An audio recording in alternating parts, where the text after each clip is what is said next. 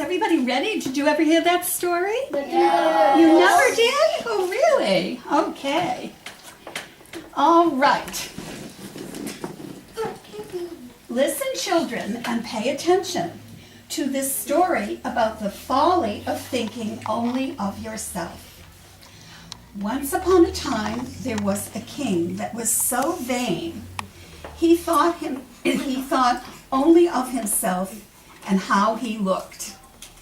He spent all the country's money on new clothes for himself and neglected the needs of his people. Oh, I don't like this outfit. It's just too plain. I must look grander than anyone else in the kingdom. Your Majesty, I'm sorry to bother you, but there's a person here from the the common people. He says the people have no vegetables. Well, tell him to go grow some. May I be so bold as to remind Your Majesty that they have no land either. You own it all. You may not be so bold. Of course I knew that. Well, we can't afford any more subsidies. Taxes are too high. Tell him to go away. Yes, Your Majesty. Now, I'll get a new outfit tomorrow, maybe. Oh, I need some new clothes. What? Oh, Your Majesty, I'm sorry to bother you again, but there's a lady here from the common people again, and she says the people have no fuel. The poor woman is shivering. Well, tell her to wear more clothes. I personally prefer mink in the winter. Make a royal decree. All commoners will henceforth wear mink. But, Your Majesty, the people have no furs. They can't afford it. Tell her to go away and don't bother me anymore. Oh, yes, Your Majesty. This color doesn't look quite right. I need some more gold trim on my outfit. Your Majesty, Your Majesty, Yes, what is it? the King of Derby has just invaded on our northern border. What shall I tell the troops? Tell them to protect my closet. I shall post a guard at the closet, but about the invasion? Oh, you'll think of something. Oh my, I have nothing to wear for an invasion. What shall I do now? Oh, yes, sire. I'll think of something. Many strangers came to the lively city where the king ruled. And among them came two swindlers. Does everybody know what a swindler is? No. A swindler is a trickster. Okay. They said they were weavers and that they could weave the world's most beautiful cloth, and that the cloth had the wonderful property of being invisible to anyone who was unfit for his office or very stupid. See here, Wilbur, this is our best con yet. It'll be even better than that EB5 scam last year. Yes, even better than that EB5 scam last year. The king is very vain.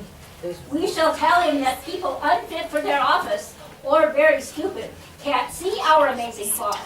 Then we will work at weaving nothing at all. No one will see a thing but won't admit it, because they won't want people to think they're unfit for their office or stupid. Everyone will go along with it. No one will be honest enough to tell the truth. Yes, no one will be honest enough to tell the truth. Wilbur, will you stop repeating everything I say? Yes, Elwin, I'll stop repeating everything you say.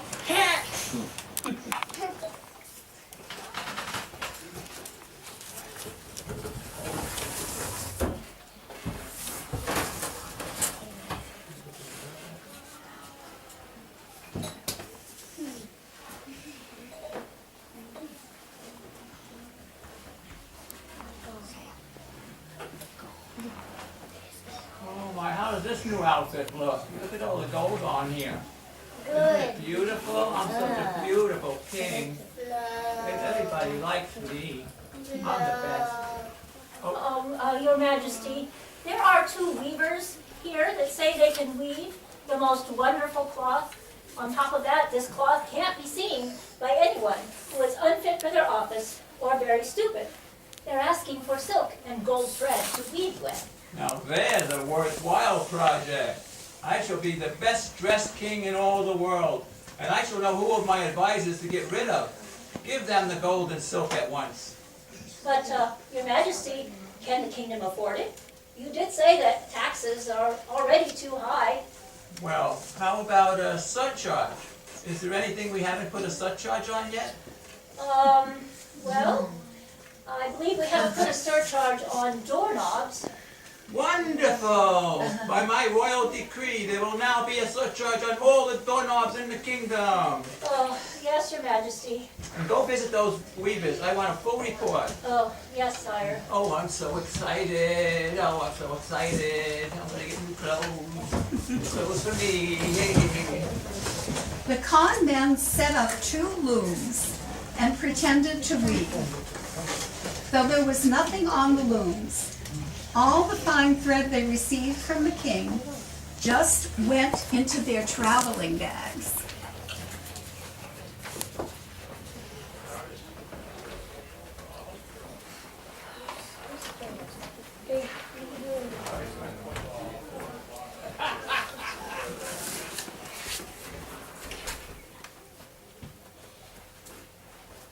Is the king still there?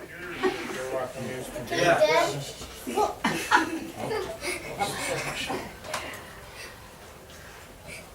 Sir, the king wants a full report on the magnificent cloth. We have been working day and night. See here, I'll put it out on the table for you. Sit down. Isn't it lovely? Admire the colors, the sheen, the glimmer, and it's so light the king will feel like he's wearing nothing at all. You won't be wearing anything. The advisor stared, but could see nothing at all. He began to shake in his boots, for fear that the king would find out he was unfit for office and fire him.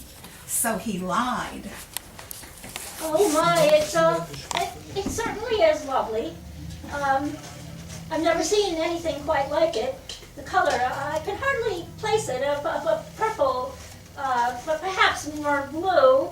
There's a hint of magenta and orange, and so amazingly light. I shall give the king a full report of its beauty. The weaver just smiled. It doesn't really look like. Huh? It doesn't really look like it's just the same colors. The weaver or the king? The weavers. There's 2 weavers, right? Oops.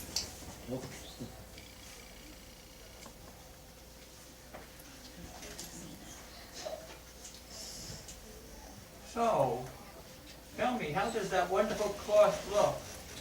Well, Your Highness, will be very pleased, I think. It's so amazing that it's rather hard to describe the color, the texture, the Oh, shine. you're an idiot. I must go myself. But first, I plan to wear this suit of clothing made from the cloth in a special procession tomorrow. Be sure we give each commoner who comes across the thread, and see if you can hire some extras from the town of Troy. The crowd must be large and enthusiastic. I'm sorry to inform you, sire, that the town of Troy has been conquered by the King of Derby. Oh, very well. Try Coventry then. Many days passed, and the weavers pretended to work very hard at their looms. All the city was by now talking about the wonderful cloth. Many came to peer in the windows of the weaver's shop, but could see nothing. But not a one would admit it. They all made up stories about how the cloth looked. But their varied tales created so much confusion that at last the people concluded that the cloth must be magical indeed, in the way that it couldn't shift its appearance in different viewers. Now, Wilbur, you must pretend to lay the cloth out on the table, like so. And for heaven's sake, stop repeating everything I say. Yes, stop repeating everything you say. You just did it again. No, Ellen, I only repeated half of what you said. Here comes the king. So, let me see that fabric right now. Here it is, your most intelligent majesty. Wilbur, lay it out on the table. Wilbur will lay it out on the table for you. Wilbur.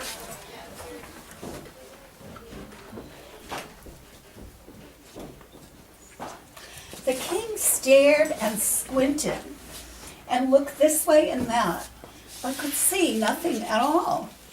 He was overwhelmed with fear that he might be unfit for his office.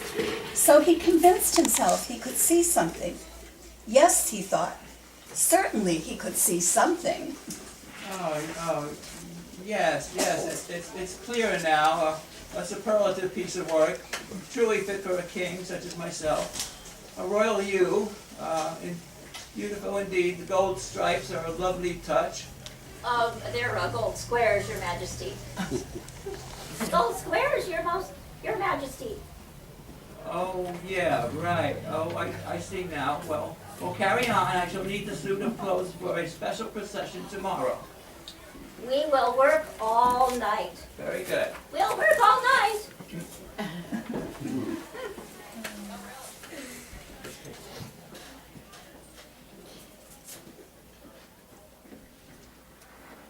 Oh, no, not yet.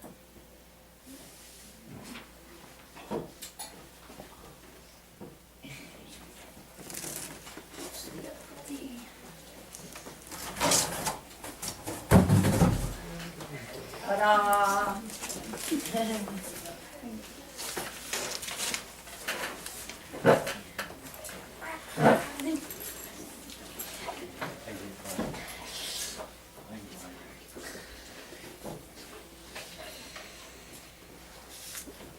Your most astute highness, here are your new clothes.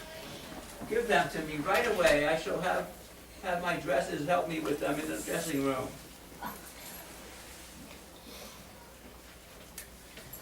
This should really be a sight to see. I can hardly wait for what it's going to look like when the king comes back.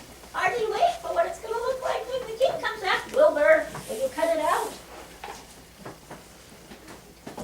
I think his dressers are going to have a hard time getting the clothes on him, don't you think? Especially since they won't be able to open. Here comes the king.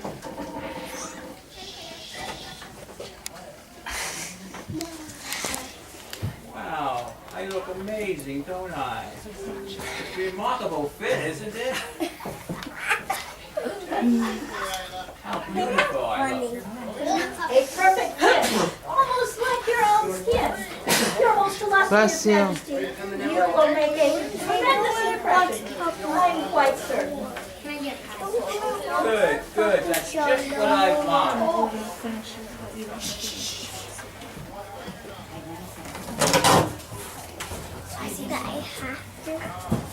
On the day of the procession, all the townspeople were gathered, having been promised a crust of bread if they showed up, as well as a large number of people from the neighboring town who had been hired for the event.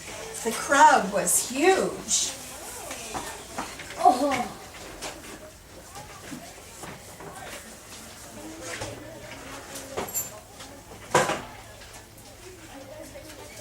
Sarah, today we will see the king's new clothes. Everyone says they are made of the most amazing material ever woven. Not only is it the most beautiful cloth in the world, it is also invisible to anyone who is unfit for his office or stupid. It will be so nice for the people to get an extra piece of bread, and the spectacle will help everyone forget their problems. Dun, dun, dun, dun, dun, dun, dun, Make way for His Majesty the King. But Daddy, he hasn't anything on at all. Oh no. You know, you're right, dear. He hasn't anything on at all. The king is naked.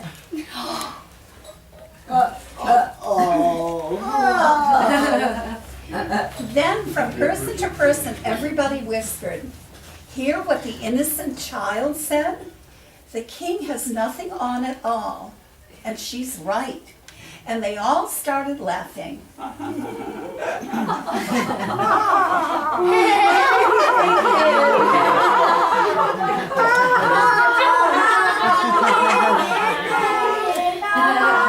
The king was so vain, he just continued to march on. Oh, see how happy the people are? That's because they love me so much. I am truly the most wonderful king in the whole world. Yes. Like you went to a great station and everything. So, That's all, folks. and the moral of the story is, children, what do you think the moral of the story is? Yes. The moral of the story is never just think about yourself. Always think about others too. That's right. That's very good. That's one. And has anybody else got another idea? How about telling the truth? There were two weavers, young, and they were making believe they were making a beautiful outfit, costume With gold. in gold, right?